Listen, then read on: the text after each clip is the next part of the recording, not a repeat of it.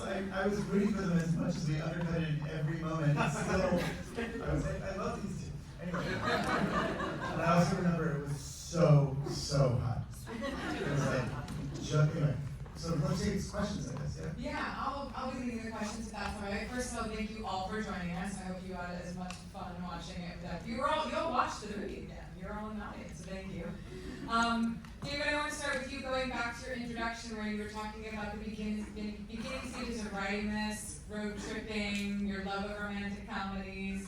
Please expand on that a little bit, of the idea where this film came from and then writing it into a script. I mean, yeah, Michael and I just always, with no irony, loved all the great romantic comedies and talk about them all the time. And then when we had done Wet Hot American Summer, we were thinking about what to do next.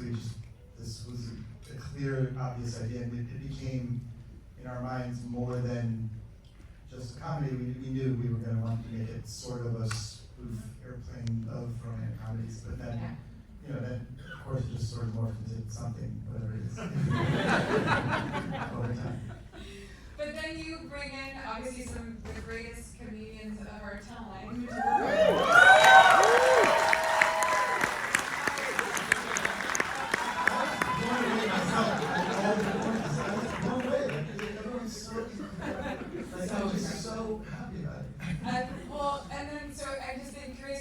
So you're taking that script and then going, I need to start recasting this. Where did that begin for you? Well, actually, the script didn't get made for a really long time. Right. So Wet Hot American Summer came out in 2001. This right. Came out in 2014. We wrote this like 2003. Okay. And it didn't get made, and we basically for years it was so annoying. Like anytime I'd have a meeting with anyone, I'd be like, well, I have this script that I still want to make, and I just always thought about it and thought it was funny. And nothing ever happened. And then Michael and I went to San Francisco Sketch Fest one year, and just for something to do, for fun, we had a table read of the script. Zandy playing Molly. No. I found the script again and said, you should make it. She found the script again and said I should make it. I don't remember.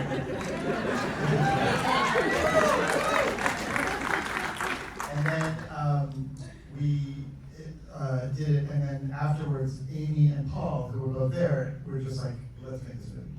And of course, it's like, okay, and that's what got our momentum back to do it, and we found great producers, and we did it. So you were at Sketchfest on that, to complete that story? Or? I'm not sure. I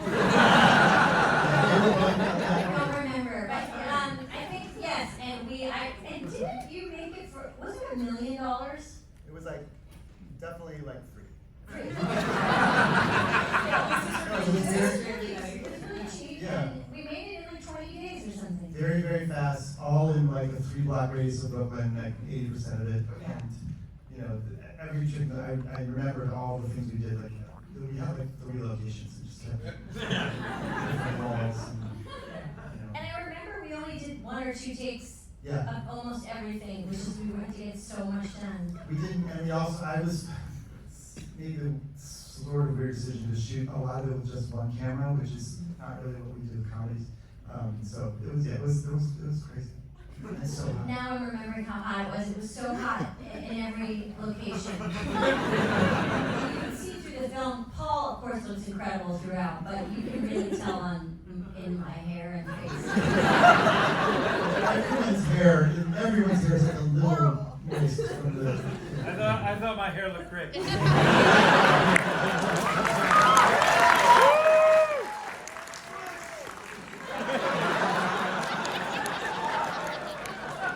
Marino.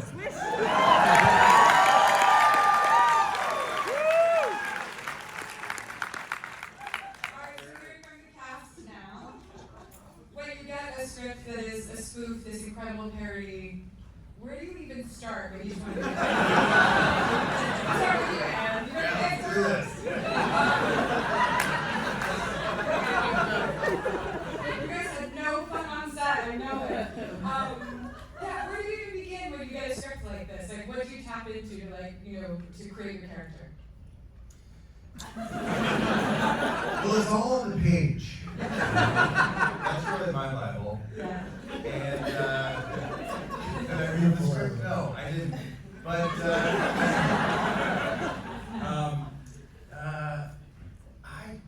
it's so funny because a few of us have been joking about how fleeting this memory was. It was so fast. That's I remember going to New York for like a day, and then I was gone, and that was my experience of I think that we were in that office and we're like, okay, that's it, now let's go to the restaurant. Like, Yeah. Change the scarf. Oh my God, the scarves. It's so funny. And there were so many, the costume direction, all the crafts people that did such incredible work on this was a blast. I was laughing so hard.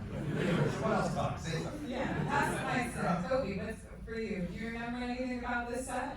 Yeah, there are some things, and watching this, I was really hoping that people thought I was one of the people having sex in the and I remember, I was like, oh my God, that looks great. Did I do that? And then I remember, David, it was like a married acrobatic.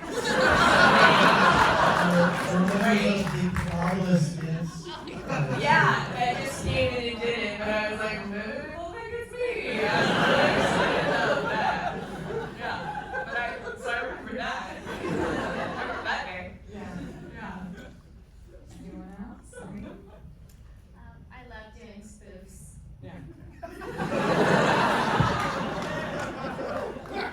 Well, then this is great. Yeah. This one was good. Yeah. I'll just talk about some of my favorite scenes, like the brother fight is one of my favorite scenes. And I remember seeing that when it first came out. And watching it again as it started, I was like, oh yeah, give it to me, give it to me. And it's just sort of the perfect, like, You guys look like you could be brothers. You and Paul look like you could be brothers. It's a high compliment. Do you remember shooting that scene? You know you remember it! Do you remember shooting that scene? Yeah, I felt like, I still feel like that was the peak for me. I think it was like the first season of New Girl, and then this was really kind of like my first movie. And it was, and I had a much different experience. Like I came on and was like, oh my God, these are all my heroes. And David, the Snake Guys, and Show Up, everybody. And I remember that you took me aside on the first day and you were like, we're really happy that you're here. And I remember being like, that's it. It's over for me. I don't need it. And I had such a wonderful experience on this. And like that scene, I remember finishing that scene and calling my wife Tess and being like this. I don't know where I go from here.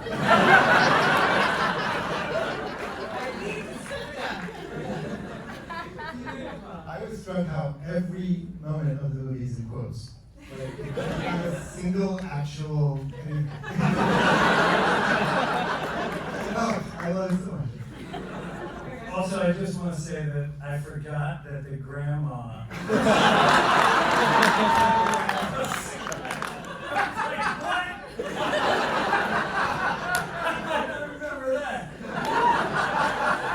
And Bill Hader and Ellie Kemper are so great the way they react. I'm not gonna credit because they all did it. I just watched it happen. There was one at the end when they thank me for alerting them to the ex-husband coming. Yes. That Michael Shannon? no, George Clooney. Jeffrey Dean Morgan? the one Yeah, with Harry his Dean pants. Who? Chris Oh, Chris Clooney grabbed me and kissed me. It was so funny, so random. Like, this guy getting shot and you're That is also another favorite scene of mine, Chris Mahoney shitting. Unbelievable. Which is inspired by something that actually happened to Michael Showalter at summer camp. I will say this, it did feel like a precursor to Tim Robbins' sketches. Doesn't it? You mean Tim Robbins? Yeah. Like the whole, like that, is that what you're talking about? Yeah, it felt like, I was like, it felt trippy, because I was watching that before he did that.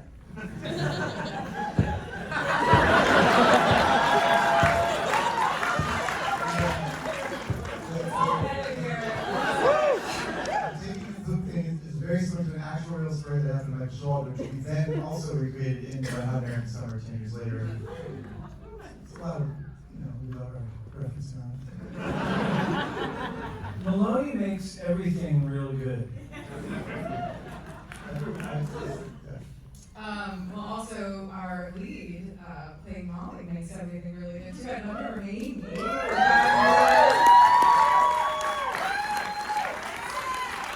just want to know how, again, you approached this character. It seemed like it was so fun. It was so fun. And then, what is it like being on a David Wain set, where you're kind of playing the lead character, meddling around in every one of these scenes? When I was watching it, I was like David, so moved actually by it, because it was long ago, but it felt just like also not long ago at all. And I was working with people in that movie that I still work with and love to work with and had worked with before. And David cast me in Wet Hot American Summer 10 years before that or longer, and met so many people in that movie. And every time I get to do a movie with you, David, it's always kind of this fast-moving party train. And that movie was definitely that too. I did no research or prep on her character at all, and I forgot her name. I was like, oh, her name was Molly. And it's hard to watch because I wish I had made different choices. Your choices were great. But okay, thanks. But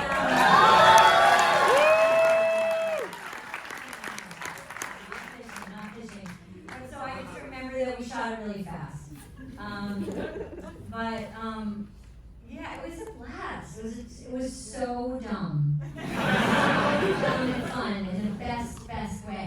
And totally freeing to do something where you're just like everyone's going for the joke and then moving on. But also so committed at the same time. Yeah, I mean, Paul and I we played it as real as we could. We really tried to be, and Paul is so good in it. Like, he's so that type of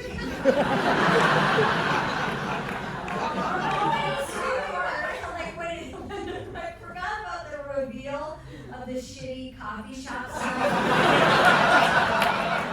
And everybody was like, yeah! And Paul's face. Dumb.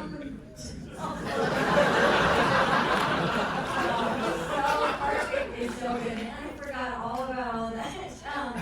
Michael E. Black, I forgot his character. Grabbing the open bowl of coffee. I just thought you could see guns from the rubber ball. Yes, On the rubber ball. I just want to also point out our editor, Jamie, is here.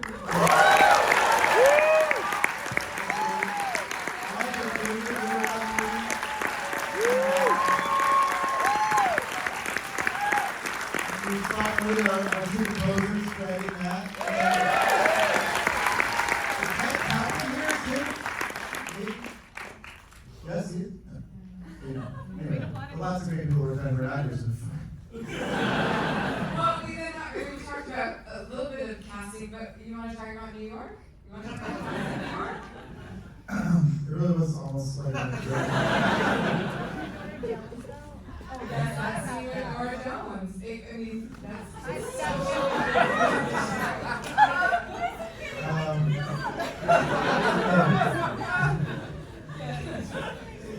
where did that come from? Like, How did you get her? How did you get judged? I think we just reached out to her and was like, you know, we do this. And she knew what line she had to say? Because when she said that, I was like, well, okay, they got her. But then she said that? Right. Yeah. There was other scenes too. There was so much we shot at the time of the movie, so much. But there was other scenes with them like speed walking or something. I forget what the joke was. Yeah. There's so many really scenes. Are they available anywhere? I think so. I don't know. maybe they're I on mean, Blu-ray. if you don't know, how am I going to find They're out? on Blu-ray. They're definitely on a Blu-ray that you can rent at Vidiots. There you And I will probably post something this week online. We were all actually really interested about this really incredible interstitial scene with Nora Jones. Again, I mean, really the answer to how we came up with any scene was like, oh, there should be this, right? And just like trying to shove in everything that could ever have anything to do with our film. I think I remember calling Adam Scott and asking him, yeah, so I feel like I got Adam Scott.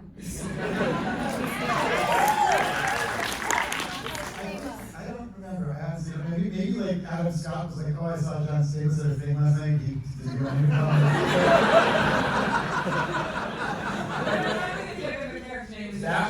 That was the best part of the movie. It was the shit, like being the lowest man on the totem pole in this movie and watching that kind of shit happen while we were there. My favorite part of the whole thing, I called David today and I said, oh man, I'm really excited to see Joe tonight, the Trulio. And David goes, Joe's not in the movie. And I said, he's not? And he goes, no. And it then dawned on me, he was supposed to play Tucker's dad. And there was a whole thing like who's gonna play Tucker's dad because we lost Joe. And then somehow Michael Shannon plays Tucker's dad. But the best part is that Joe Latrulio got replaced in this movie by Michael Shannon because Joe was busy on a Terrence Malick film. I will say this as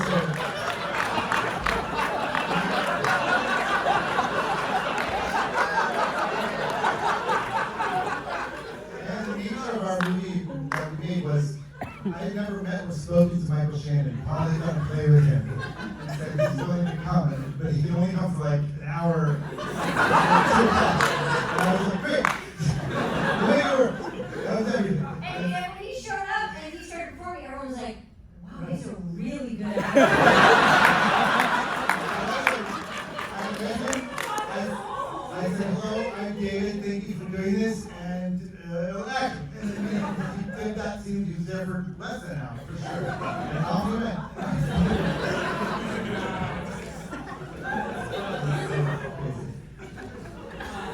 At least we're never going to find out how Nora Jones came together. That's okay.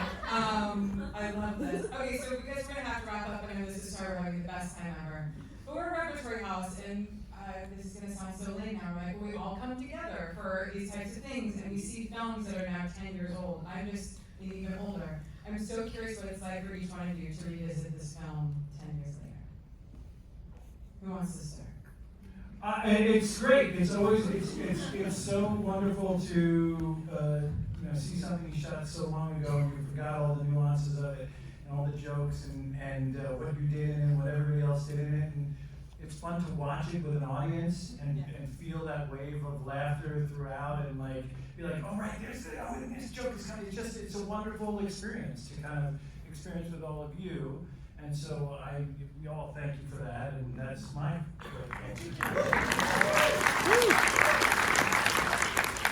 Just feel so lucky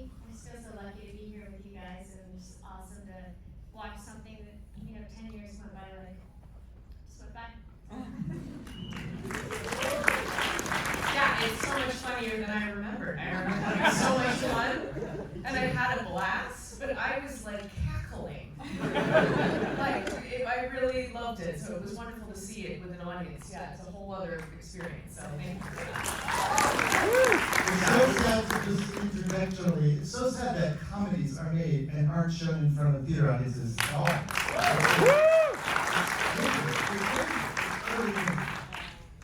And because we rile each other up. I think that's what's really interesting, right? It's like you guys get louder and louder. One experience doesn't even overlap the other. Sorry. Well, I also laughed so hard at so many parts of this movie, and it really stirred a lot of nostalgia for me for that time, I think, in my life, in my career, and sort of having opportunity, being so psyched to do opportunities like this, and to be on a set where I think you were saying, like, where everyone's just going for the joke so hard, and you're all in on the comedy. It is such a rare and beautiful thing, and I'm so proud to be a part of this incredibly dumb. Truly.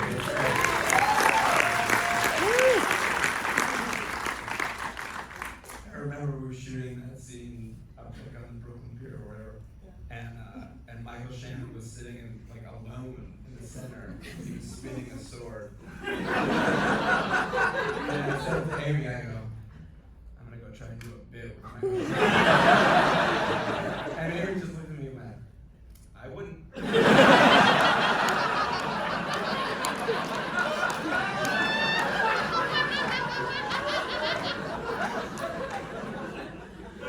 It didn't go well.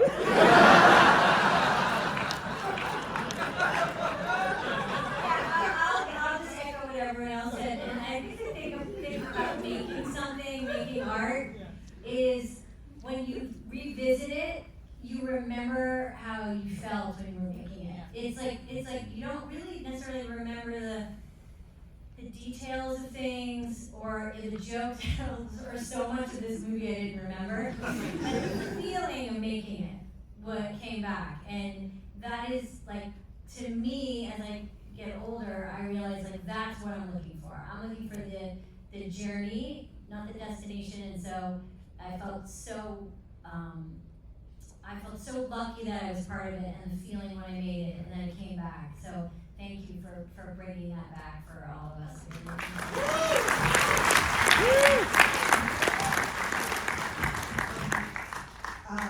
I doesn't feel like that long ago, but my kids were like 2 and 5, and now they're way taller than I am, and here tonight. Those are my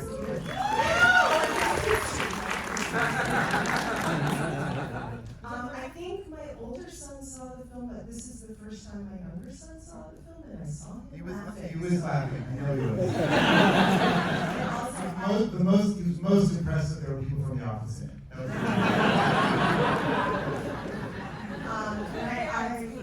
No, they don't think we're cool at all. It's just so nice to see this with an audience and just be enjoying the silliness of it and not think about heavy things for a couple of hours. Yeah. So, and thank you so much for, being a part of it. My only closing thought is in theme with what everyone's saying here, which is that I realized somewhere in my going along here that the main reason I love doing this, probably more than, it's less that I have something to say, and it's more that I love to interact with and collaborate with other people. And I feel that way from having an idea all the way to tonight watching something, and it's so beautiful. And I just felt that tonight with the communal act of watching and all of us laughing. It just was beautiful. I loved it so much. Can I say one more thing? Honestly, we're all saying how dumb it is and how stupid and silly and how we're all giggling about it. But you and Showalter worked so hard to make that movie what it was, and it takes so much work. And I've grown up with you, and I know how much blood, sweat, and tears.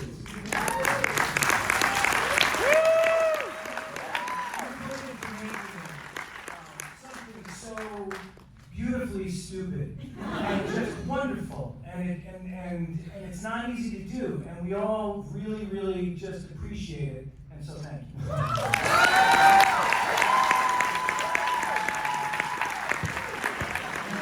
you.